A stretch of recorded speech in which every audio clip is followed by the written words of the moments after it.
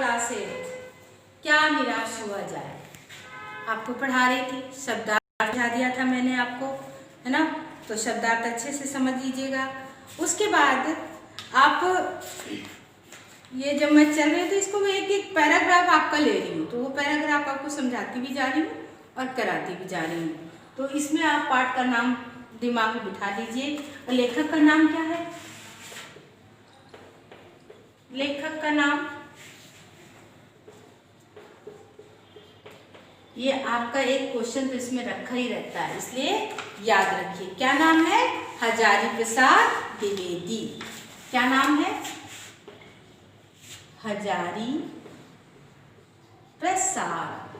हर बच्चा लिखेगा हजारी प्रसाद द्विवेदी, याद रखिए। ठीक है, तो पाठ का नाम, लेखक का। क्या निराश हुआ जाए, जो इस तरह से लगाना है ये याद रखिए, है ना। क्या कैसे लगाना है ये याद रखिए। अब और उसके बाद मैंने शब्दार्थ आपको कल कराए थे।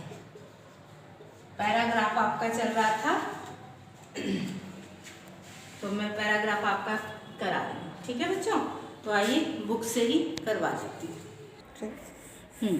ये आपको करवा दिया था। उन्हें सदा संयम के बंधन से बांध कर रखने का प्रयत्न किया, परंतु भूख की उपेक्षा नहीं की जा सकती। बीमार के लिए दवा की उपेक्षा नहीं की जा सकती। को ठीक रास्ते पर ले जाने के उपायों की उपेक्षा नहीं की जा सकती।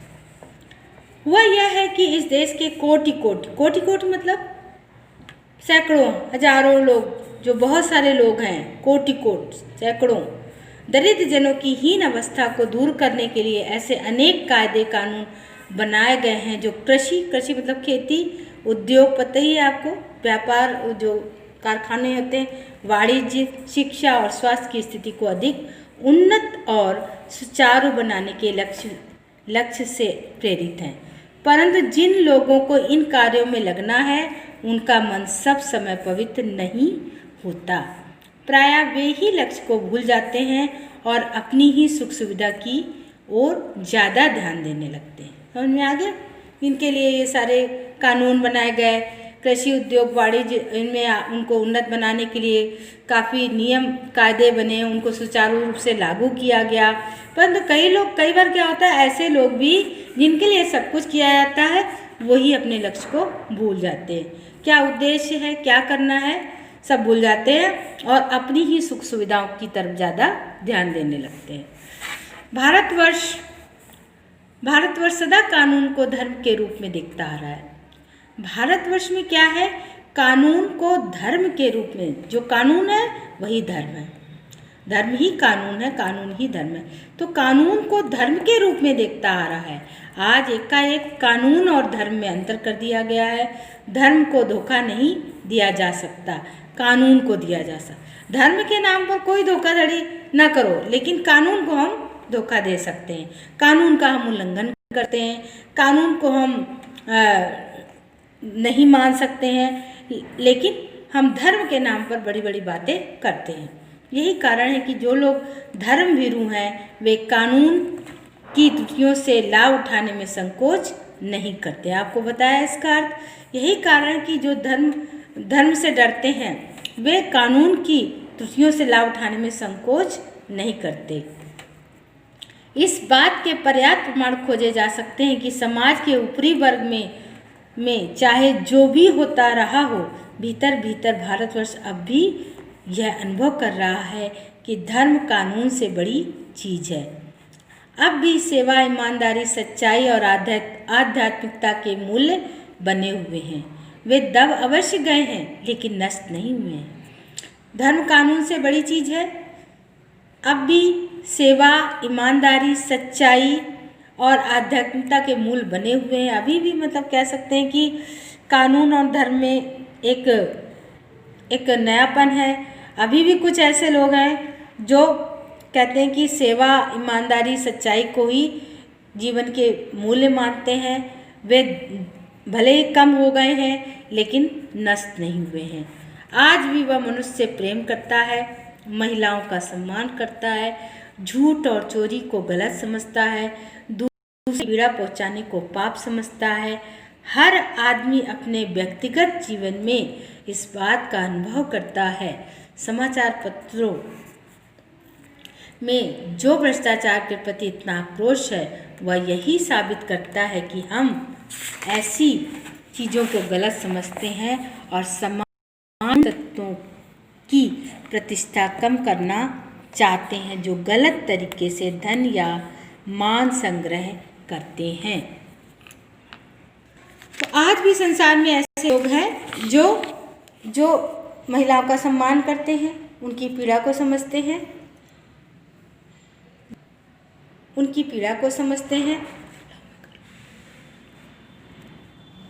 ठीक है, उनकी पीड़ा को समझते हैं और क्या करते हैं कि महिलाओं का सम्मान करते हैं, झूठ और चोरी को गलत समझते हैं।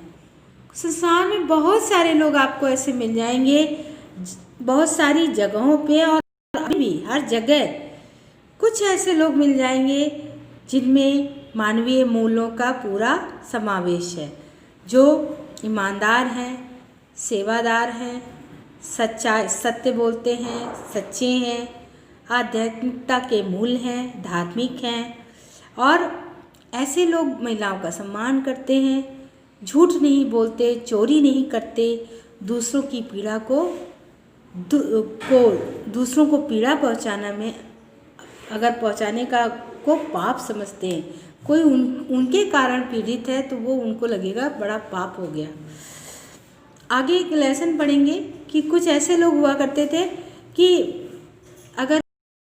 अगर भूल से पक्षी जैसे कहते हैं ना कि घोंसला बनाता है और हम घोंसले के पास जब गए तो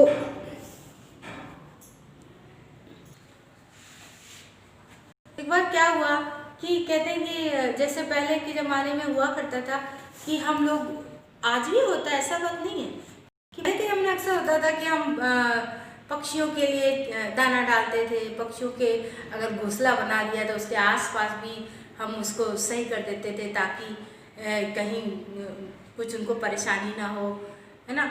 और ऐसा भी होता था कि कई बार हम बहुत ज़्यादा अच्छा करने के अवसर पर उनके घोंसलों को अगर हम छू लें, उसमें चुग गए हैं बच्चे हैं उनके, अगर छू लें तो फिर कहते हैं कि चिड़िया उन बच्चों को, उन अंडों को नहीं छूती है। तो उससे क्या होता है कि हमारी लापरवाही से हमने बच्चों का एक तरह से बुरा ही कर दिया। तो उसके पश्चाताप के लिए लोग बड़े बड़े काम करते थे।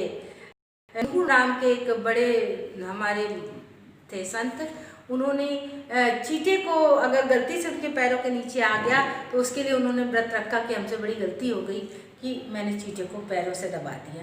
मतलब ऐसे ऐसे लोग हुआ करते थे और आज भी ऐसे ऐसे लोग हैं। आज भी अगर भूल से हमने किसी को कुछ कर दिया, किसी छोटे से जीव को भी हमसे भूले से कुछ गलत हो गया तो क्या होता था, हम उस पर अभी भी अंदर से दुखी हो जाते हैं। आज भी हमारे अशोक के पेड़ में भी कुछ पक्षी रहते हैं, अगर उन पक्षियों में से किसी को कुछ हो जाता है तो लगता है अरे उसकी वजह से ऐसा हो गया, और कोई बना दिया या हमसे भूल से कट गया पेड़ या हमने जाके उसको हिला दिया, उनका घोंसला, तो अंदर दिल दुखता है। तो ऐसा नहीं है, बहुत सारे लोग हमारे समाज में, हम निराश नहीं हैं, कहने का यही भाव है। आज भी दूसरों की पीड़ा को अपनी पीड़ा समझना, दूसरों के दुख दर्द को जानना वो बहुत ज़रूरी है। तो ये पाठ, ये आपको पैराग्राफ आप पढ़ लीजिएगा, समझ लीजिएगा, है ना। इस तरह से बहुत इसमें कहानी बड़ी प्यारी प्यारी है, इसको जानने का प्रयास करिएगा, ठीक है। चीज़ों को गलत समझते हैं और समाज में उन तत्वों की प्रतिष्ठा कम करना चाहते हैं जो गलत तरीके से धन या मान संग्रह करते हैं। और बड़ी बात है, आज भी कोई स्त्री का अपमान होता है तो बहुत बड़ी संख्या में लोग आंदोलन करते हैं, लोग जाते हैं, और हम सबको करना चाहिए। हम सबको अगर कोई चीज़ गलत है तो गलत कहना चाहिए। तो वो जो भीड़ है वो भी तो इंसानों की है ना, और वो भी लोग हैं जो गलत करते हैं। तो ऐसा नहीं है कि गलत करने वालों की संख्या ज़्यादा है, हमारे अपने लोगों की भी संख्या ज़्यादा है, जो दूसरों के दुख को समझते हैं, दूसरों को दुख को जानते हैं, दूसरों के दुख को समझते हैं। तो इसलिए हम उसको कह सकते हैं कि हम निराश नहीं हैं। दोषों का पर्दाफाश करना बुरी बात नहीं है। बुराई यह मालूम होती कि किसी के आचरण के गलत पक्ष को उद्घाटित करके उसमें रस लिया जाए और दोषोद्घाटन को एकमात्र कर्तव्य मान लिया जाता है। बुराई में रस लेना बुरी बात है, अच्छाई में उतना ही रस लेकर उजागर ना करना और भी बुरी बात है।